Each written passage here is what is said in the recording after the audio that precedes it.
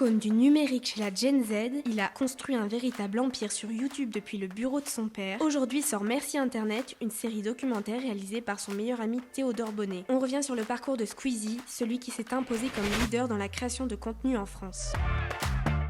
Squeezie, de son vrai nom Lucas Auchard, né le 27 janvier 1996 à Vitry-sur-Seine. Enfant hyperactif et passionné de jeux vidéo, il décide de mettre sa créativité en scène en publiant des vidéos sur YouTube. Il a à peine 12 ans. Sa régularité et sa simplicité font de lui le bon pote virtuel et le mènent à devenir le plus jeune français à dépasser le million d'abonnés sur YouTube quand il n'a que 17 ans. Sa notoriété monte en puissance et particulièrement en 2013 lorsqu'il s'associe à un autre youtubeur, Cyprien. Ça m'a surtout apporté le fait d'être aux côtés du mec de l'époque qui est le plus fort sur YouTube et de loin, c'est mon mentor, clairement. De 2015 à 2020, Squeezie, toujours en flèche montante, devient salarié de Webedia, ce qui lui permet d'élaborer des vidéos avec de plus gros budgets. Il quittera le groupe en disant manquer de liberté. Pour la première fois de ma vie, j'avais un studio, des collègues, beaucoup de moyens. Mais j'étais la poule aux œufs d'or et au bout d'un moment, j'ai implosé. Au fil des années, l'élu de YouTube diversifie ses contenus et multiplie les collaborations. C'est son pote.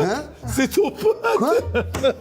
C'est ton pote? Quoi? Tu vois bien comme tu agis. Mais le royaume de Lucas ne se limite pas à YouTube. Marque de vêtements, livres, BD, albums de rap, structures d'e-sport, rien n'est trop grand pour le jeune entrepreneur. Mais surtout, il a créé l'événement du GP Explorer, une course de Formule 4 réunissant une vingtaine de personnalités d'internet sur le circuit du Mans. La première édition avait réuni 1 million de téléspectateurs et atteint 1,3 million, un record pour la deuxième. Et si Squeezie a réussi à se créer une vraie communauté, c'est aussi pour ses prises de position. En 2018, il publie un tweet pour dénoncer l'attitude de certains youtubeurs se servant de leur notoriété pour abuser de jeunes filles. Aujourd'hui, il fait l'objet d'une nouvelle série documentaire sur Prime Video, Merci Internet.